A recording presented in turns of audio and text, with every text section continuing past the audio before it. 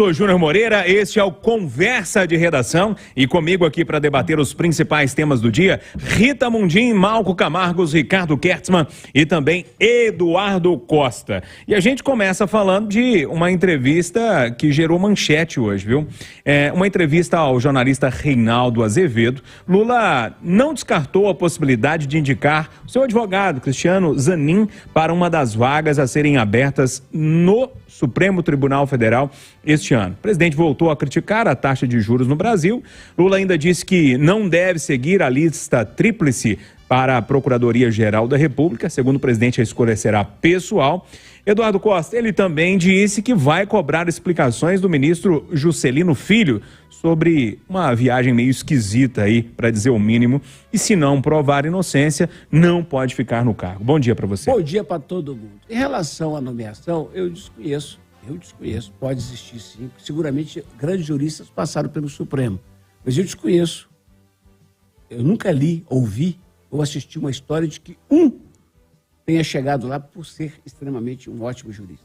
Todo mundo tem laços, tem relações. Escolha política, né, Eduardo? É assim que funciona. Enquanto não vem a reforma política que eu tanto sonho, acho que não virá nunca, é assim que funciona. Um foi advogado do PT, o outro foi para lá porque era extremamente, como é que era a expressão, gente? Terrivelmente evangélico. Terrivelmente evangélico. E agora vai o advogado do homem. Pelo menos o advogado do homem provou que é competente, que o homem estava acusado, preso, saiu e virou presidente. Então, isso aí.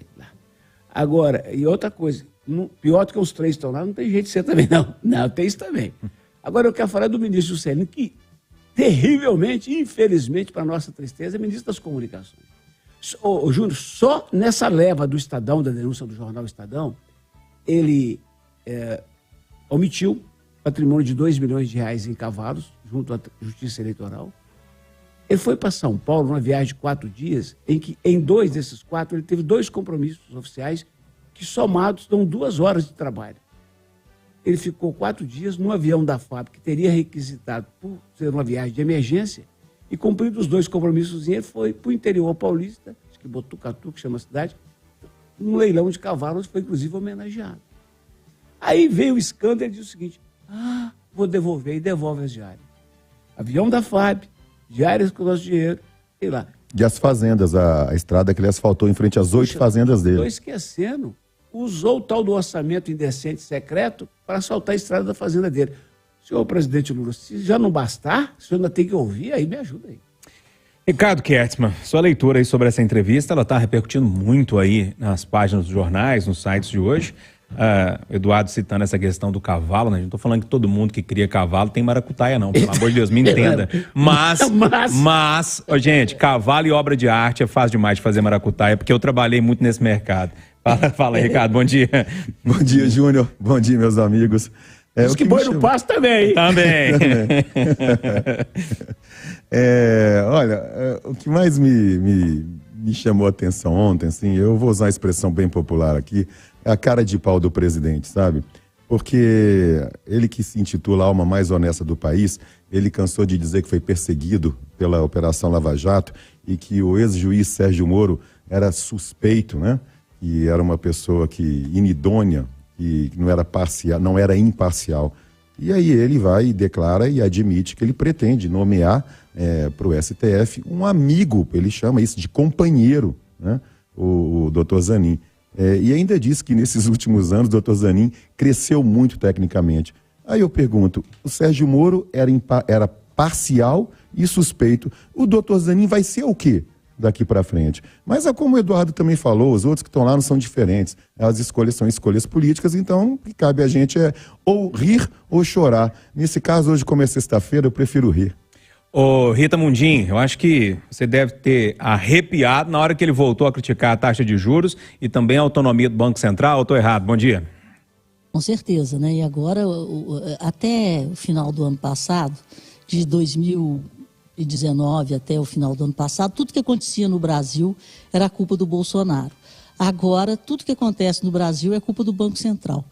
E eu fico impressionada como que a nossa democracia está ficando pessoal. Então, tudo na égide desse novo governo pode ser pessoal. Então, não tem problema. E se for mesmo o Cristiano Zanin, como disse o Eduardo, né, a competência dele, eu só espero que ele tenha competência para defender e interpretar a Constituição brasileira.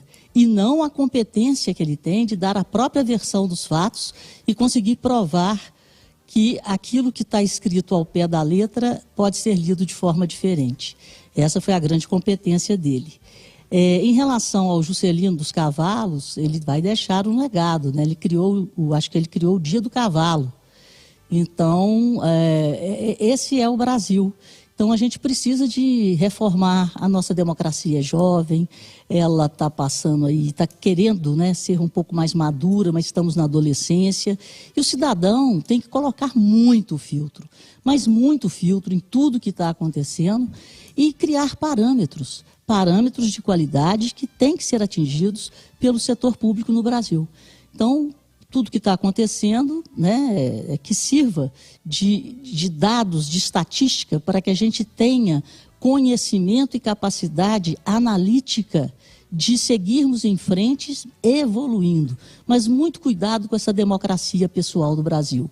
O Banco Central autônomo foi uma decisão do Congresso, foi uma conquista da sociedade brasileira. Esse Banco Central trabalhou e reduziu a taxa de spread no Brasil, que é absurda, criou o PIX, criou o Open Finance, que foi competitividade no sistema financeiro, transformou o sistema financeiro num sistema aberto, onde você pode entrar, né, no Open Finance e ver os produtos nas prateleiras, escolher o menor juros, dependendo do que você quer fazer, o menor juros para qualquer tipo de financiamento e o maior juros para qualquer tipo de aplicação. Então, muito respeito ao Roberto Campos Neto e à sua equipe. Ele foi eleito o melhor presidente do Banco Central do planeta, a inflação no Brasil está sob controle e o Lula deveria analisar as coisas, né? Toda moeda, né, tem dois lados. Então, tem o lado da taxa de juros, mas ele esquece de falar do lado da inflação. E se ele persistir nessa conversa maluca de retrocesso, nós podemos ver a explosão da inflação. Ele já está questionando, inclusive, a permanência de um Banco Central independente a partir de 2024. E quando o Twitter de Gleisi Hoffmann vira referência para a economia, meu Deus, a gente tem que rezar. Ô, Malco Camargos, eu olho para essa entrevista do Lula, e pelo menos os pontos, a entrevista foi de 1 hora e cacetada, eu tirei alguns pontos aqui para a gente debater, que são pontos mais polêmicos. Mas indicar amigo para o STF, a gestão passada fez. Voltou a criticar juros, essa questão da economia, a gente tinha muita polêmica em torno disso também. A lista tríplice da PGR também não foi seguida. E corrupção e problema com o ministro também teve. Parece que a gente está na mesma toada do governo passado, não sei. Ou tem algo de bom nisso aqui que você viu? Bom dia para você. Bom dia. Tem uma diferença fundamental, Júnior. Eu acho que esse é o ponto da minha fala. Este governo tem sido mais vigiado do que o anterior. Este governo não tem tantos defensores cegos como tinha o anterior. E isso pode permitir, então, que o resultado seja diferente. E nós teremos agora, essa semana, uma boa oportunidade. Não há dúvidas que Juscelino cometeu deslizes ou cometeu irregularidades. E o presidente vai ter que decidir. Ou corta na carne logo de cara, ou vai ceder aos anseios daqueles que se dão o direito de fazer mau uso do dinheiro público. Aí, nesse sentido, vale a pena destacar de novo. A hipervigilância pode sim trazer bons resultados para o Brasil. E a hipervigilância não é só do STF, Ricardo. O STF corroborou Lula, também disse que Sérgio Moro era suspeito. Não só Lula disse, mas o STF também disse isso. É isso que permitiu que ele ficasse livre neste momento. E agora, então, o país pode caminhar diferente. Agora, vai caminhar ou não, dependendo da ação do presidente nos próximos dias. Ô Malco, vai me desculpar, dizer que não havia hipervigilância no governo passado é muito injusto com o fujão lá dos Estados Unidos, cara. Porque era todo dia pau em cima dele também, de toda a imprensa. Essa visão, ela é diferente para cada um dos grupos agora. Tinha muito mais gente passando pano para tudo de errado que aconteceu no governo anterior do que tem atualmente. É uma discussão que a gente pode continuar com ela depois. Acho boa, inclusive, essa discussão, né? Porque muito se falava que a gente vigiava demais o Bolsonaro, né? Acho que agora o papel nosso é continuar com essa vigilância também com o presidente Lula. Pelo menos é o papel do jornalismo. O problema é que agora a gente vai desagradar